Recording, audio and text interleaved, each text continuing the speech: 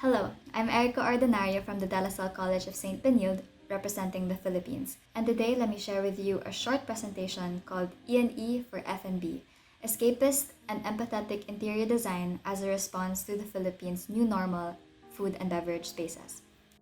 Majority of the Philippines' central business districts and urban areas are located in Luzon, and during the pandemic, over 57 million people were placed on lockdown. As a response to this, the Philippines Department of Tourism, or DOT, implemented various design configurations within their public spaces, particularly restaurants.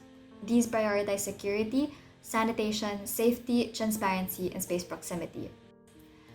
Due to the long period of isolation, Filipinos have grown a longing for connection, and that is translated to having unique items in their homes, such as exotic decor or lush plants that change the environment that they've been accustomed to.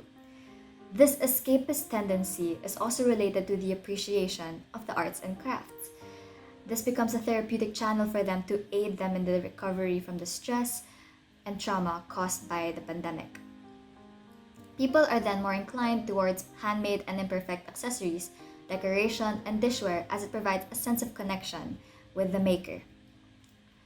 Besides the internal escape is the external physical escape wherever lockdown is lifted.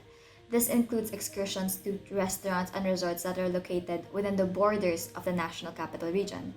These regions are Calabarzon and Central Luzon, and they are all accessible through around 1 to 3 hour car trips.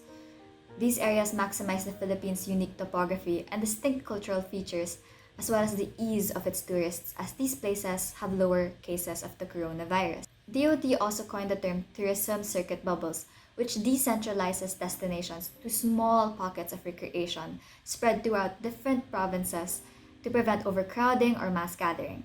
The sites to be promoted are chosen based on its historical, cultural, and contemporary significance, which brings the possibility of a more abundant mixed-use typology of F&B spaces to satisfy this need to escape.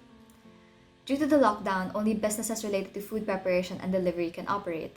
In order for restaurants to utilize this advantage, it is evident that the people who frequent F&B spaces during the pandemic highly consider how the space emphasizes the cultural and environmental characteristics of its location. This gives customers a sense of community and connection with the space without further interaction.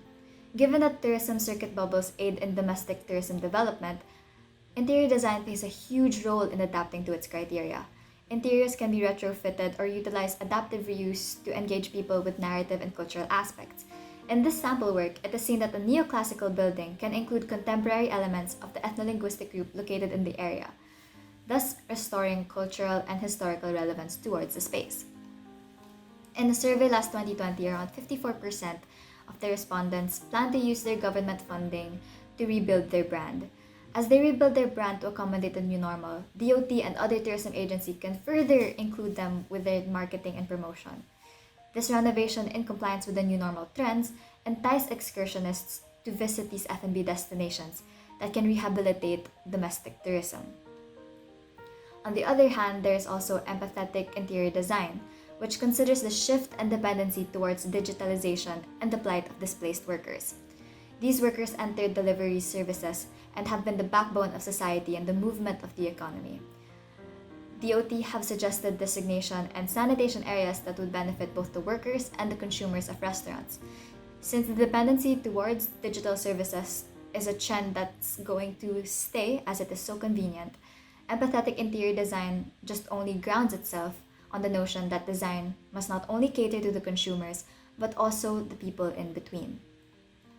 In summary, security, sanitation, safety, transparency, and proximity have now the highest priority when designing an interior space. Handmade and imperfect accessories, decor, and dishware are now more popular as they create connection from the maker to the user.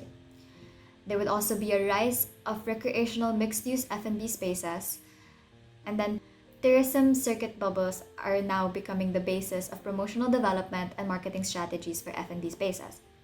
Because of this, there would now be an emphasis on cultural and environmental characteristics of where the site is located. Business rebranding and retrofitting for areas along the borders of the National Capital Region will now be more abundant, as this satisfies the needs of people to escape and experience new things domestically.